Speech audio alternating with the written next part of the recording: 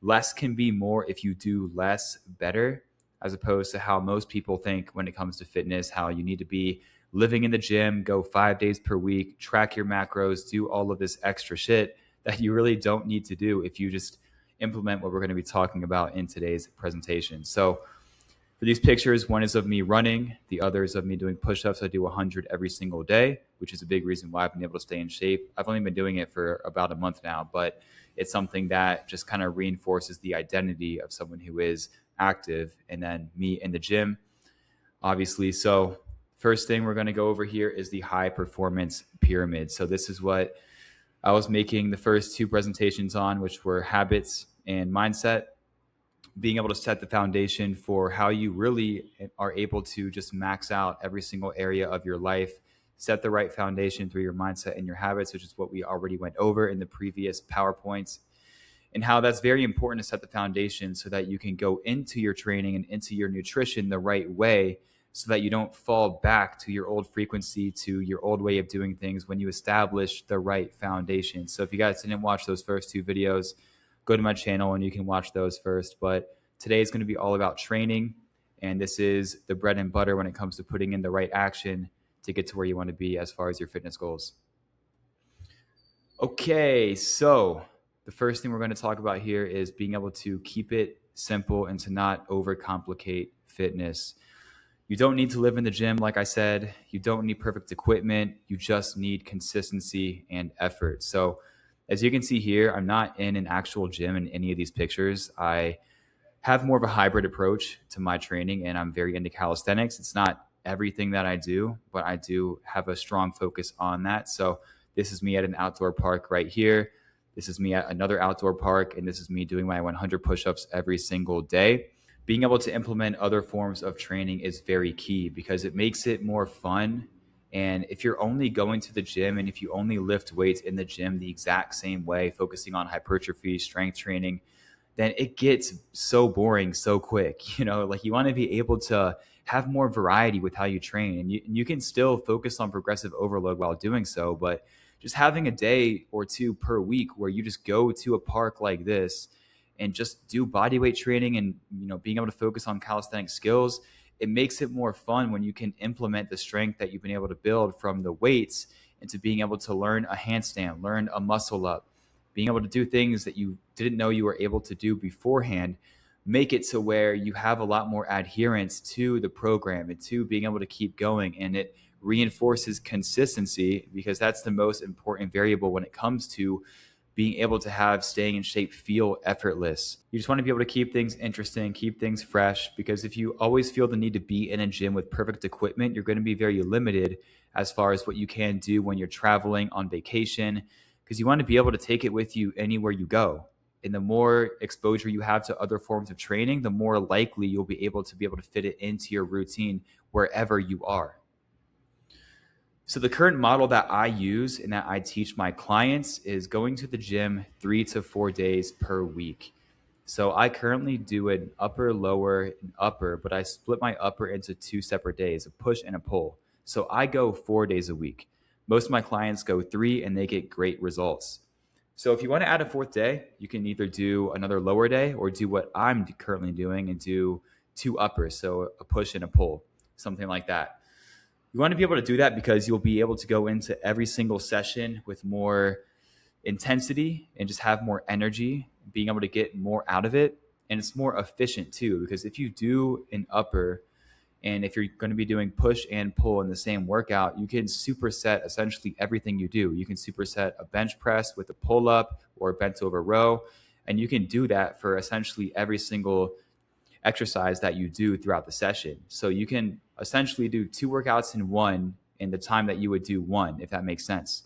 You just want to be able to rest about 30 seconds between each of the sets so that you're not going to be too fatigued going through the entire workout. But yeah, so it's not that complicated, and you want to be able to maximize the time that you have in the gym so that you're not wasting time and trying to do more than what you really need to, because it's enough frequency to build muscle and enough recovery to stay consistent. Because if you're going 5 or 6 days a week, it's going to be harder to stay consistent and then also have the energy to keep that up for a long period of time. Because if you miss a day, it's going to be harder to make up that day. And you want to be able to create something that's sustainable long term.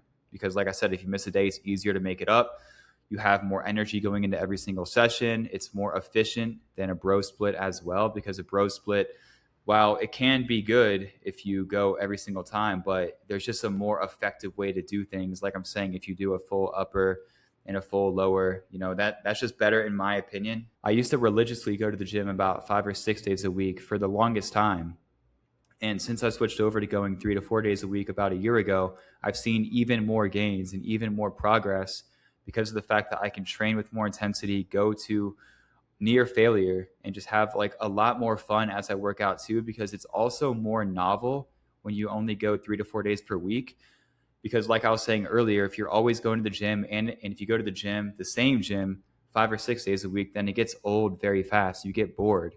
But when you go fewer times, and if you also mix it up a little bit too, then you're able to have more fun when you train, and it's more novel, it's more exciting, you have more energy. So it just makes the whole process a lot more enjoyable. All right, so the biggest key to being able to stay in shape outside of being able to get stronger, but just in general, just be lean, like the way that you feel good, look good, all of that good stuff, is being able to have daily activity outside the gym. You want to move your body every single day, even if it's something light.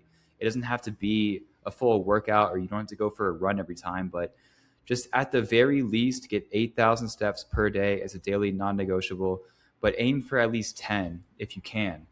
But the biggest issue that I see with a lot of people is that they end up getting like 3,000 to 4,000 steps per day, and they're trying to lose weight, and it just doesn't go hand in hand. And it's very easy to hit 8,000 steps. Even if you work at an office, you have a desk job, it's very attainable to do that. You just have to go for 1 to 2 short walks per day. But the best thing that you can do is get into having hobbies that are active, play sports, go for a hike. Something else that's good is if you have something that has a skill component to it, like any hobby or any sport, to where you can see yourself get better at it, you're going to be able to adhere to it more, because you can actually see yourself improve, and that alone is going to help you stick to it and want to keep on doing it, because it's all about just having fun with it. So I like to play basketball on my off days. I also go for runs. I go for walks. I just make sure that I do things I actually enjoy. And the more that you do it, the more you enjoy it. And then it just becomes natural. And then the byproduct is just it being something that you do just like on command. It just becomes second nature. You don't have to force it when you just select things that you enjoy doing. And you can also experiment too, just like see what you like. You can join a club. You can do anything like that, because you can also meet like-minded people in the process that play certain sports or have certain hobbies that are active. And then you can build more of a community around that, which makes it even easier to have it be a part of who you are and your identity moving forward. So the ultimate goal is to build the identity as someone who is an active person, because it becomes effortless over time when it's who you are. It's actually the person that you've become. And being able to move your body is just something that feels so natural. It's so effortless. You don't have to think about it. And that's the way it should be, because ultimately we should just tap into our inner child, because all of us at one point in time, even if you don't play sports currently, I'm sure you did back in the day, or you had some active hobby. So the more that you can connect with your inner child, the better off you're going to be, the more happy you're going to be. And it's just good to be able to have freedom of expression and just going into an activity in which you can tap in that way, because it just makes life feel a lot more natural, a lot more fluid. And I'm a huge advocate of that. And that's why I've been able to essentially have this be the end result, to where I can just stay in shape and it feels effortless, because I've made it a point for me to stay connected to my interests and my hobbies when I was a kid. And that's why I still feel young, even though I'm 31 years old. So it has an effect on your mentality too. Like you just feel better. You feel more young. You feel more youthful, feel more connected to your surroundings. And it's just a great thing. And I wish everyone could tap into that, because a lot of people end up putting that on the back burner, act like it's not something that they should do anymore, or that they've moved on to other things. But those things usually involve social media, watching TV, watching movies, sitting on a couch. It's like, what are we doing? You know what I mean? So I think it's really important to be able to tap into your inner child, and it's not that complicated. Just go out, like shoot a basketball or play any other sport, play some soccer, play some pickleball. Like there's so many things that we can do.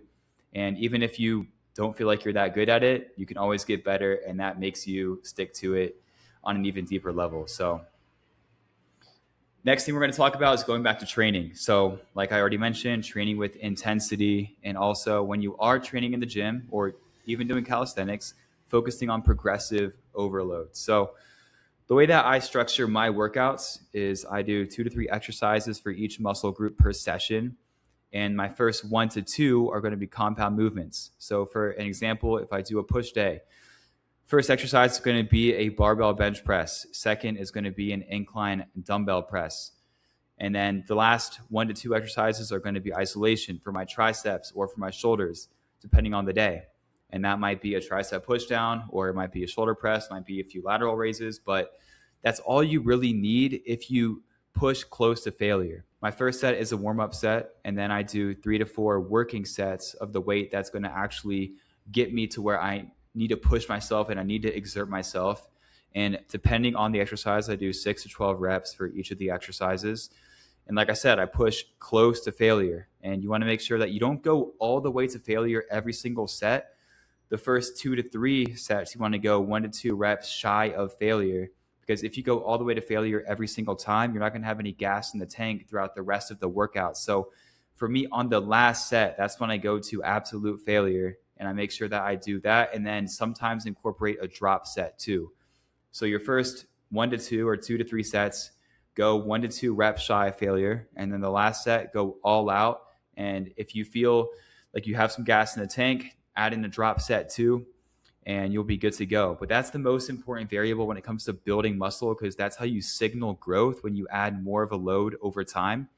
And when it comes to progressive overload, you want to be able to increase at least one variable every single session. So the weight, the reps, the intensity, time under tension, something of that nature, to where you can signal to your muscles that they need to repair and grow bigger and stronger to be able to handle more of a load. So you need to increase something every single time, even if you're not feeling super hot on a certain day. Just being able to still have more time under tension, being able to control the reps more, trying to really push yourself to have a little bit more intensity. So there's always something you can do, even if it's an off day, to be able to push it more every single time. Because when you challenge yourself, that's what signals growth. And that's the most important thing when it comes to this.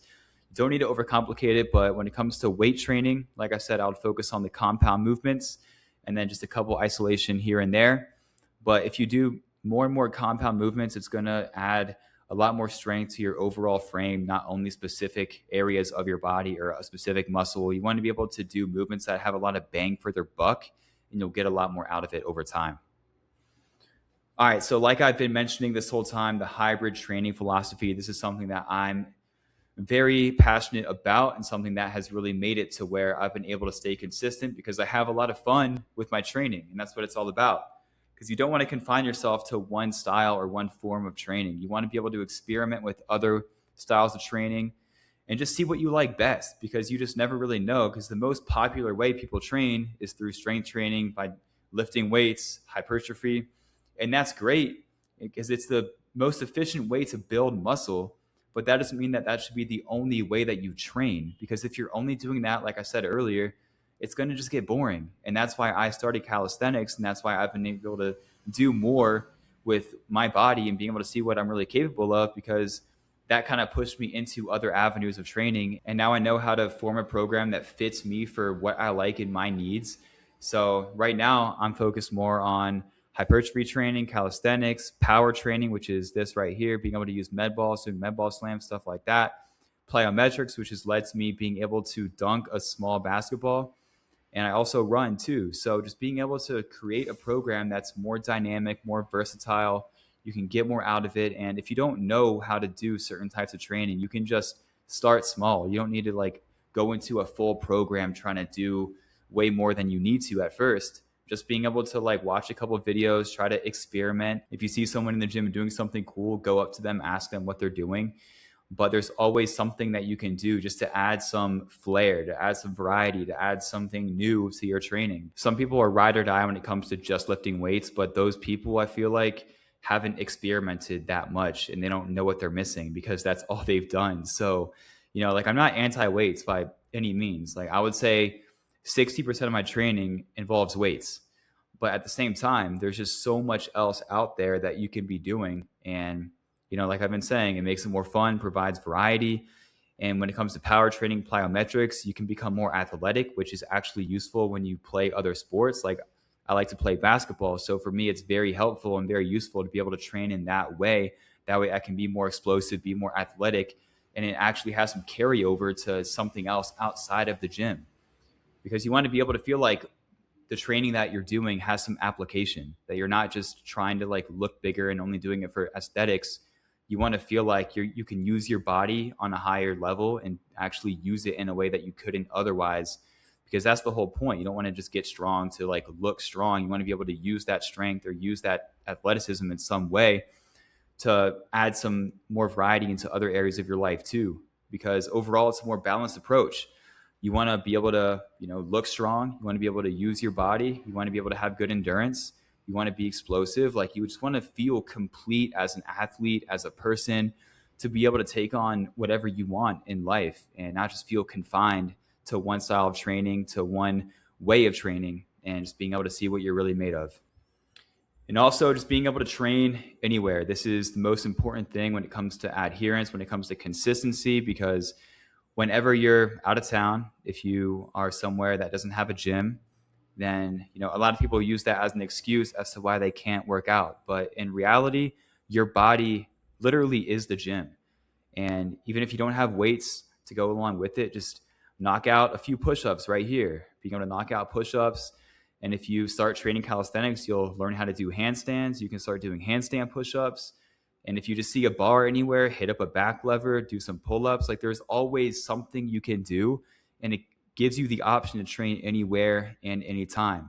You shouldn't feel confined. You shouldn't feel like traveling or vacation is a barrier to you being able to stay in shape. If it's something important to you, you're going to find a way no matter what. And the people that view traveling or vacation as a barrier, it's probably just not as important to them. And, if they really wanted to do it, then they would find a way to do it. And that's the way that I see it. So even if it's only doing like 100 push-ups in one day or doing a few crunches, being able to go on a run, there's always something you can do. And it just takes like 5 to 20 or 30 minutes. If you just do a few push-ups or if you go for like a 30-minute run, it doesn't take that long. So it doesn't have to take away from your time when you're traveling or your vacation. Like, there's always something you can fit in, and you should be able to enjoy it. Like, you should just feel good as a result of you being able to stay consistent, knowing that you're on the right track and that you're doing the right things to stay in shape and to look the way that you want to look, feel the way that you want to feel. And something that I've been doing for about a month now is 100 push-ups every single day. And I'm not really doing that to build more muscle or to build a bigger chest, even though it seems to be having that effect actually. But it's more so to build discipline and just have consistency and just it being a non-negotiable for me. That way I can reinforce the identity of me being a coach, me taking my life seriously, and me having self-respect that I'm not going to go in the other direction, because I'm in Colombia right now and there's a lot of temptation where I am. And I want to be able to establish something that can be solidified within my routine to where I can have structure and I can have discipline. That way it can carry over into how I go through other areas of my life. And that's how I start the day. And it's a great way to start the day. And, if you're doing that every single day, I feel like it would be hard to get out of shape. Even if it's the only thing you do, like if you do 100 push-ups a day and walk 10,000 steps a day, like you're pretty much solid. I mean, unless you're just eating like complete shit. But like in most cases, if you just do like something that simple, it can be enough for you to stay in shape and to look the way that you want, even though it's not optimal because you want to be able to train other areas of your body. But if that's all that you could do for 2 months, like you would be okay. And you'd be surprised how much of an effect that can have. It's crazy. All right. And here's a little breakdown of my current routine. So, all right. On Monday, I'm doing an upper day, and that's only a calisthenics skill day. So that's where I go to an outdoor park, and I'm only focused on doing handstands, muscle ups, trying to do front levers, back levers, doing like a lot of core work too. because that's very key when it comes to calisthenics, working your core. So that's not using any weights at all, going to an outdoor park, and that's how I do my Mondays. Tuesday is a full lower day, and that's either at an outdoor gym, the one that I go to that actually has weights there too, or going to an indoor gym if I want a slightly better, more intense workout where there's more control within what I'm doing. So that kind of depends on if it's raining or not or what I'm in the mood for. But yeah, that's what I do on Tuesdays. And then every Wednesday, I make it a point to play basketball for at least like 30 minutes to an hour. So that's kind of like an off day for me, but I still make sure I'm active, obviously. And on Thursday, that's going to be an upper pull. Usually it's at the outdoor gym. And for that, they also have weights too. So I'm able to use weights as well as doing a mostly calisthenics focused workout there, but I also add in a few weighted exercises too.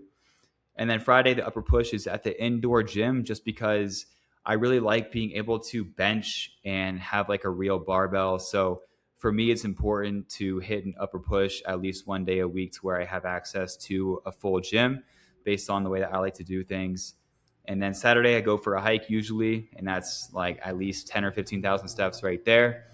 And then Sunday is my long run. That's this picture right here. I go on at least a 7 to 10 mile run. I'm training for a half marathon here in about a month. So I've got that coming up. I'm trying to get up to 13 miles. My last half marathon was February 1st. And since then, I haven't been running as long. So I'm trying to work up the distance before I get to mid-April. That way I'll be good to go. So yeah, that's my current routine. You know, it's not too crazy. It's not like I feel like I need to live in the gym. Everything feels very attainable. You know, if I miss a day, then I can easily reschedule it. And, you know, I just have fun with it because not every day is the same because, you know, like I'm at the outdoor gym here. Sometimes I switch it up, outdoor or the indoor. And then I'm at the outdoor here, at the indoor. So the fact that I've got two separate locations where I train makes it more fun and more enjoyable, more novel. And then the fact that I move my body every single day makes it to where I can maintain consistency within what I'm doing. And it just makes it fun overall. Like it's just a good time because every day feels so different. And it just makes it to where, you know, like I'm working on multiple things at once and I can still have a strong focus on being able to have progressive overload when I am using weights, but it's not to the point to where it's the only thing I'm doing. So it just feels really good to have a routine that's set up in this way. All right, so putting it all together, the main takeaway here is that consistency is more important than motivation. And that just showing up, even if it's not structured or optimal, is a lot better than nothing. Like you want to make sure that you just get some type of workout in, even if it's at an outdoor park when you don't really know what you're doing too much. If you're on vacation, just doing a few push-ups, doing a few crunches, going on a run, going on a long walk, because less is more if you do less better. And that comes down to being smart with your training and having an approach to where you can make the most out of your time by doing a full upper and a full lower, not doing a bro split because that just makes it to where you waste time in the gym.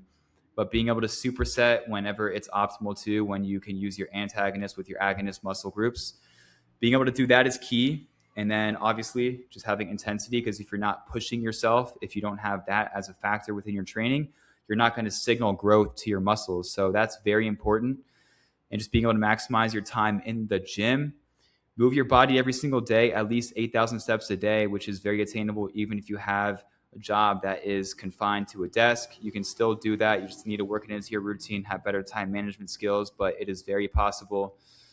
And just having consistency that happens naturally when you identify as someone active. And that's something that we went over in the previous PowerPoints, going over mindset and habits, being able to cultivate the right identity and the right belief system to where it just comes natural, to where you can go into your programming and into your training with the right frame of mind, not being attached to the outcome, but just being able to enjoy the process.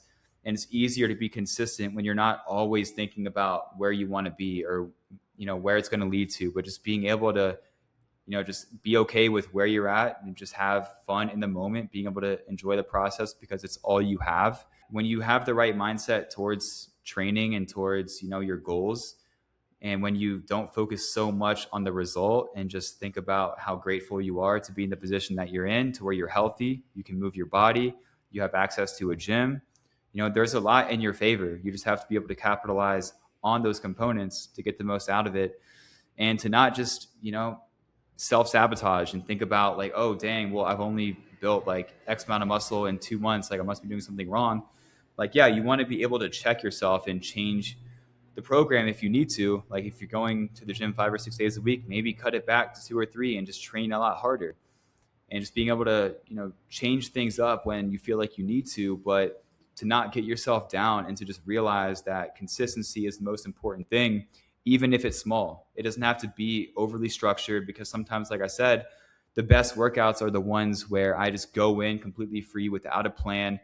Because being active and being into fitness, doing all of this, it shouldn't have to feel like you need to be like so dialed into every little detail. That's not the way that it should be, because that's not how people trained 100, 200 years ago. And now like everything is just over optimized to where you feel like you need to have everything to a T perfectly set up. But that's not the reality. We can just go to a park, do 100 push-ups and just be okay with it. It doesn't have to be this crazy workout every single time. But it's good when you have access to a gym to get the most out of it, be efficient with your time. But that doesn't have to be the case every time. And the more that you can release that pressure and just focus on doing something small every day and enjoying that just within itself, then you're going to be golden and you're going to be set up in the right direction moving forward. So that's basically it for today's training. And I hope you guys could take something away from it, because, like it says right here, less is more if you do less better. And I want that to be the main takeaway of today's presentation, because, the more that you harp on all the details and what you have to do and how everything needs to be optimized, the less likely you are to adhere to the program. So just have fun with it, experiment with other training styles, and just focus on being able to train hard and go to the gym with intention, and you'll be fine. That's all it really takes. And I will see you guys in the next one. Peace out.